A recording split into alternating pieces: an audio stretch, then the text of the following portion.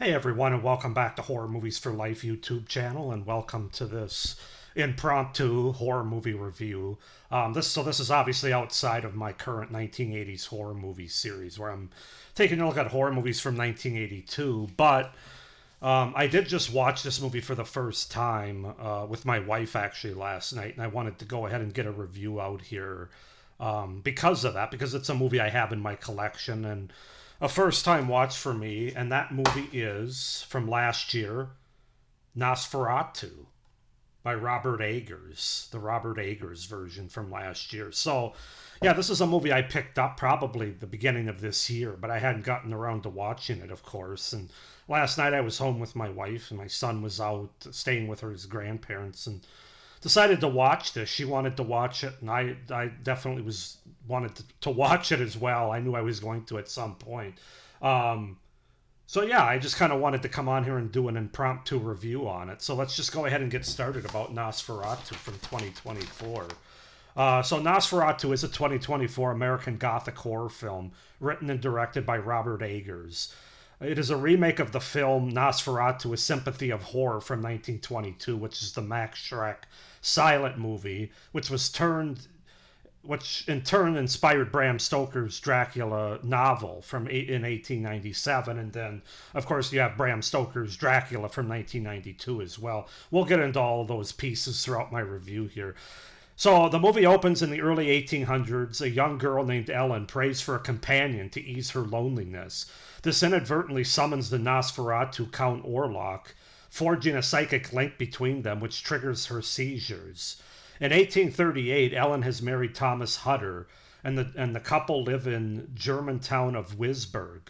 Thomas accepts a lucrative commission from his employer, Herr Knock, to sell the decrepit Grunwald Manor to the reclusive Count Orlok.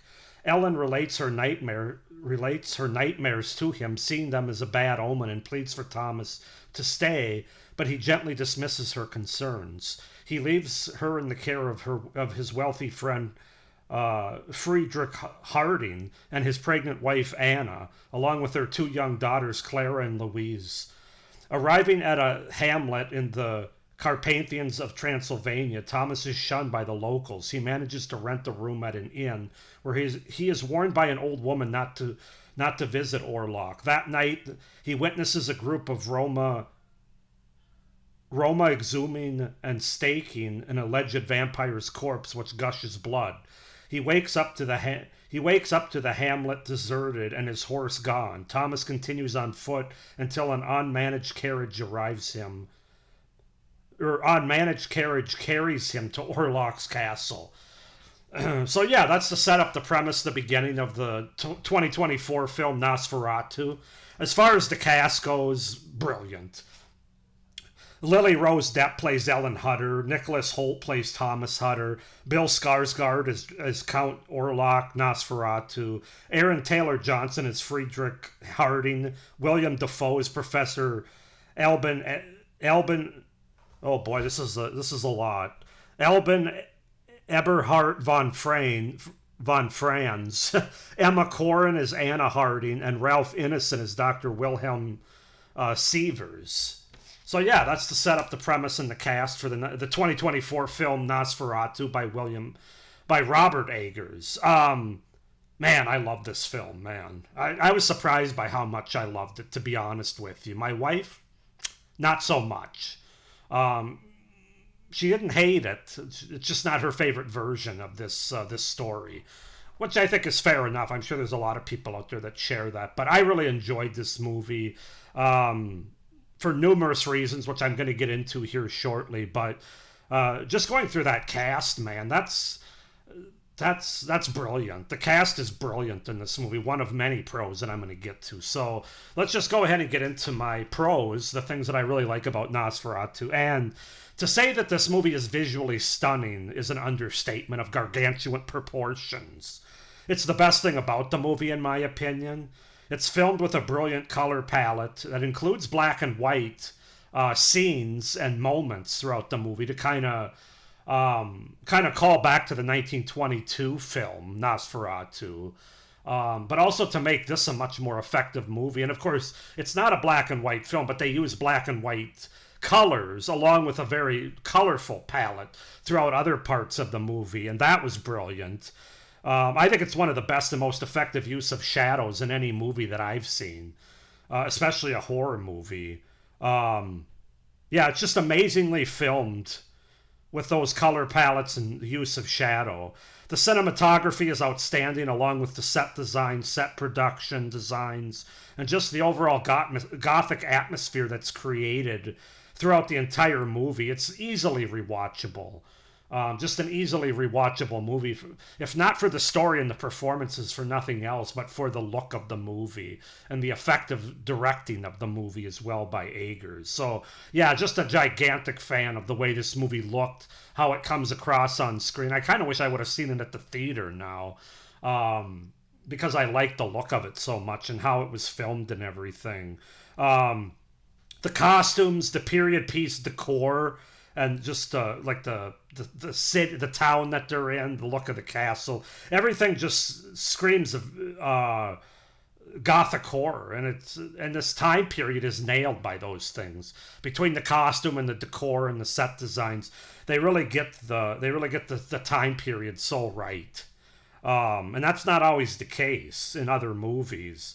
It really transforms you though back to this time period of the 1830s, in my opinion. The performances. Let's get back into the performances once again. Across the board are fantastic. I'm going to especially name three people here. Excuse me, I'm so excited that I'm talking too much. Let's calm down a little. Let's calm down. There's three actors, actresses that I'm going to bring up, but really everybody across the board is brilliant in their roles here. But Lily Rose Depp, who, if you don't know, that's Johnny Depp's daughter. And I haven't seen her in anything else. I think she's been in Tusk, which I haven't seen and I don't own. But she is... I mean, they ask a lot of her in this movie. She has to do a lot, and really the movie is... It could crumble based on that main character's performance. And not only does it not crumble, I thought she gave one of the best performances of 2024, certainly, with the movies that I've seen. She's fantastic carrying this movie in a lot of ways. And then obviously I got to call out two of my favorite actors going today, Nicholas Hoult, who I've loved in just about everything I've seen him in, as well as William Dafoe, of course, which that's not breaking any news. He's a brilliant actor, and he sort of plays the Van Helsing character, if you will, in this movie, even though that's not technically his that's not his character. But I mean, that's kind of... It's a version of that. Professor Albin Eberhard von Franz. Hey, I got it that time without stumbling through my words. He's brilliant, as he always is, and so is Nicholas Hoult, as I mentioned. I also think the couple, Aaron Taylor Johnson, who plays Friedrich Harding, and his wife, played by Emma Corrin, as Anna, they're really good. I really like their chemistry together. And then also I might as well just mention everybody now that I mentioned the cast, because you also got to talk about Ralph Ineson, who plays Dr. Wilhelm Sievers. He's really good. And then, of course, Bill Skarsgård as Count Orlok. Now, I do have an issue that I'm going to get into with my cons with the character of Count Orlok in this movie, but Bill Skarsgård has nothing to do with that. He plays a great villain in the movies. Obviously, he was in the It movies from the last 10 years. So yeah, the cast is... If the look of the movie is the best thing about the movie, the performances are just like 1B right there. Just absolutely loved everybody in this movie. The movie has really creepy and effective, and for some people even unsettling imagery, with a fair amount of blood and gore, which you don't often get in these type of movies. Meaning like a gothic horror film. Usually when you have these period pieces, it's less about the gore and the blood and more about the aesthetic, if you will. And this movie has both. It definitely has the aesthetic and it has the vibes and the atmosphere, but it also does manage to, in a modern sense, have some violence on screen, some blood, some gore, especially as Orlok is finishing off people or finishing off his prey, so to speak. There's also some rats involved here that's one of the creepier and unsettling images, especially for a lot of people that don't particularly like rats. and it really bothers them. So yeah, so if you're somebody that you typically don't like these kind of movies, it's like it doesn't have any blood or gore, and yeah, this movie actually does. Now I'm not going to say it's a gore fest. It's really not, but it does have some, mostly blood, but some gore as well going on here. So just know that. And I thought it was effective. It wasn't over the top. It wasn't too much, but just the right amount to have a modern spin on this classic Gothic tale here. And then I'm going to talk about the score, which is very underplayed and under talked about in this movie, but I think that's the best thing about it. The score doesn't take away from the look of the movie, from the performances of the movie, from the story and the narrative of the movie. It's there and it's very underlined, but it's very effective because of that. Hopefully that makes sense to you. There's some scores where you want the score to stand out more. In this movie, you don't really want that to happen, and they knew that, and they didn't have it stand out where it's this big, broad and loud score throughout the movie, and that was brilliant. Kind of an unwritten, brilliant move by the director here. So, really liked all those things in this movie are just fantastic. So now let's get into the couple of cons that I have, and I really just have one con, to be honest, with this movie, at least upon a one-time watch, and that's the look of Orlok, or Nosferatu, who again is played by Bill Skarsgård, who does a great job. He really disappears in this role, and not just because he's such a brilliant actor, but because of the costume and the makeup, as well as the kind of voice work they do to make his voice darker. You don't hear or see Bill Skarsgård in this movie because he just disappears into this role, and that's very well done. But when you watch the movie, you'll know what I'm talking about. This is spoiler free, obviously. But the look of Orlok is different than other versions that you've seen of Dracula or Nosferatu, and I'm not sure that it's the most effective for me. I also don't think that was one of the things my wife really didn't like. But there's a bigger issue with that she didn't like about the movie that I'll get into in a minute here. But I'm not going to tell you exactly what the physical trait is of Orlok in this movie, but if you know, you know.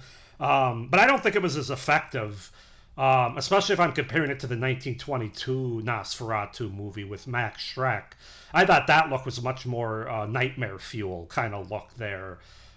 This, it felt like they were trying a little too hard to make Nosferatu look like a monster.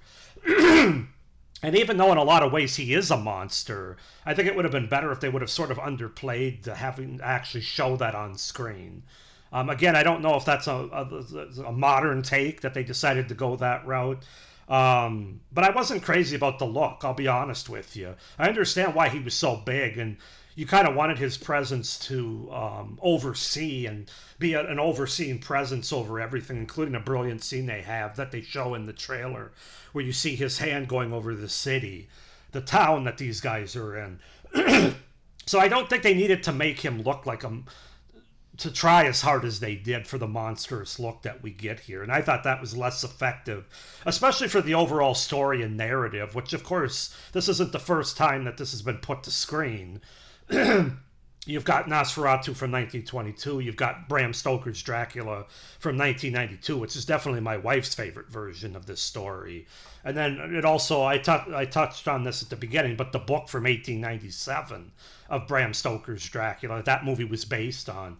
Yeah, I just don't think it was as effective as it could have been, the look of him. And there's one physical trait in particular that I'm not going to give away here because this is a spoiler-free review, but if you've seen the movie, you'll know what I'm talking about.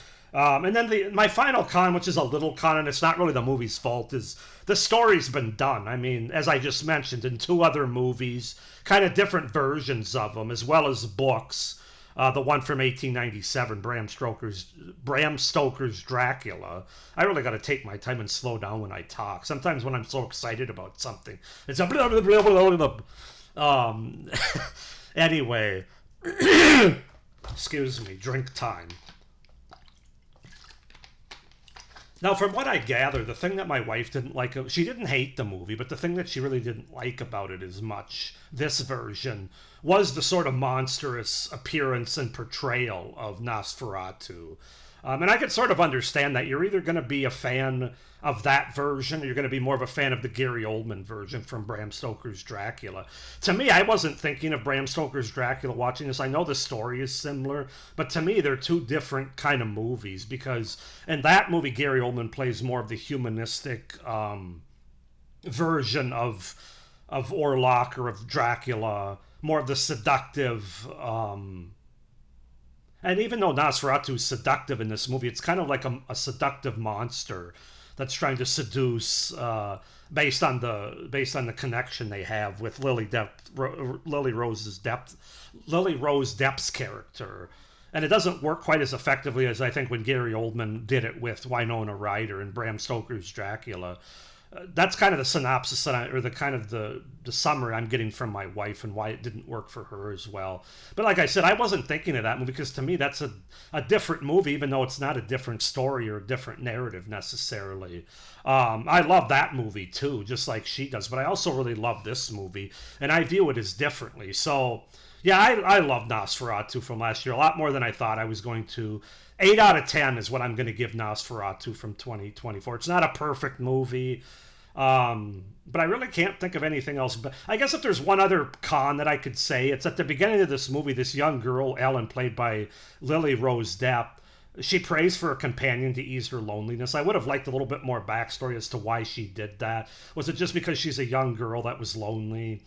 You know, give me some more to go off of there. And then of course that's when Orlok steps in and takes advantage of her loneliness and ends up triggering a connection with her. So that psychic link between them that triggers her seizures. So that's a little thing that I might have liked a little bit more from. But overall, guys, 8 out of 10 for Nosferatu from last year. I think it's I haven't seen all of Robert Eggers' movies. I saw The Witch from 2015. Really liked that movie. Definitely need to rewatch it, but I remember really liking that. I think I might actually like this a bit more. I don't know. I have to watch both of them again to figure that out. But I haven't seen The Lighthouse yet. I haven't seen The Northman yet. Ooh, sorry. I didn't mean to use my middle. So I can't say it's his best movie because I haven't seen enough of them, but it's a very good, effective version for 2024 of Nosferatu, in my opinion. So 8 out of 10. Go ahead and comment down below, all of you that have seen this movie, what you think of it. Did you like it as much as I did, or are you more in my wife's camp where it's not your favorite version of Nosferatu? Why or why not? Down in the comments below. Please like this video, hit the little notification bell, and subscribe to my channel if you haven't already. It would really help me out, and I'd really appreciate it for the future content in my channel. With all that being said, thank you for watching this review. I'm still in the middle of 1982 yet, so don't think that that's done. I've got a long ways to go yet. In fact, another review coming up tomorrow. So with all that being said, thank you for watching. But as always, stay scared. Bye.